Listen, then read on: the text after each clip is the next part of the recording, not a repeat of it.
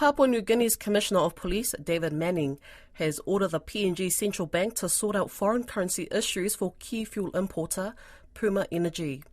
This comes after a series of fuel supply shortages over the past 6 months, which Puma blames on not being able to access enough foreign exchange. Mr. Manning issued the directive in his role as the National Pandemic Controller. Don Wiseman discussed the matter with RNZ Pacific's PNG correspondent, Scott Waide.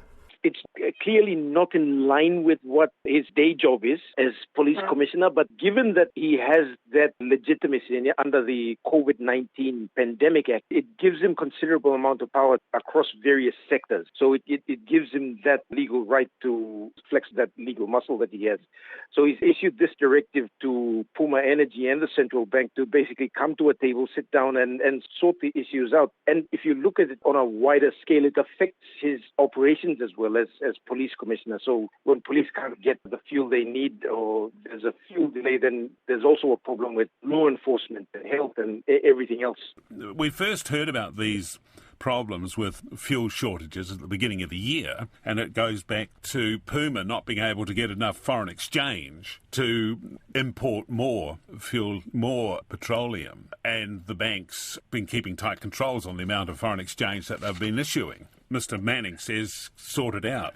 It has worsened over the last, I'd say, 8 years, and it's come to a critical point over the last 2-3 years with businesses basically having so much difficulty getting foreign exchange from the central bank to pay for what they need. And that's affected manufacturers who import raw materials, import plastics in order to produce containers in country. It's affected even the health department. The health department cannot readily purchase medicines because there's a foreign exchange shortage, and it takes time to process those payments. So all of that put together has caused the multitude of problems that Papua New Guinea is facing.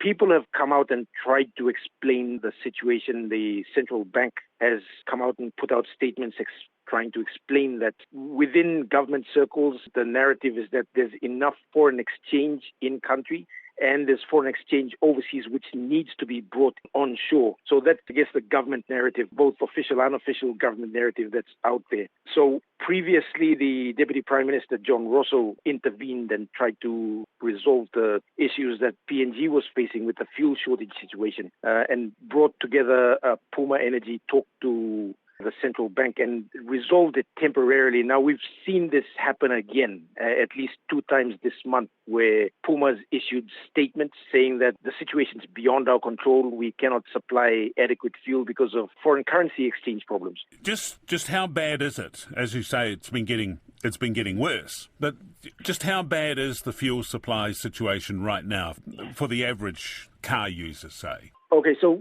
just 2 days ago, there were long queues at fuel stations, at the Bowsers. People were bulking up on fuel, buying full tanks. So there were long lines of vehicles at the fuel stations. That's sort of gone down a bit. But you'd expect that in a few weeks' time, when Puma Energy issues another statement, they'll be there. Now, hopefully, with Manning's statement, will have an effect going forward, because if you really look at it, the government's really sick of trying to deal with Puma Energy on the one hand and the resistance from the central bank. They cannot really tell the central bank what to do because it's an independent body. So much of the hold-up is there. It brings us to this other question, and that is, why is there still a controller of the pandemic operating when, I think, generally speaking, it's accepted the pandemic is over, or is certainly causing less of an issue around the world now? Yeah, the controller's position has been put in place through an act of parliament. So to remove the act or just remove the powers from David Manning, the act will have to be either repealed or amended or merged with the Public Health Act, so that Public Health Act and the Quarantine Act, so all those functions put together. So that's what's taking time. If there was going to be a removal of powers from David Manning as controller, the act would have to be changed or repealed.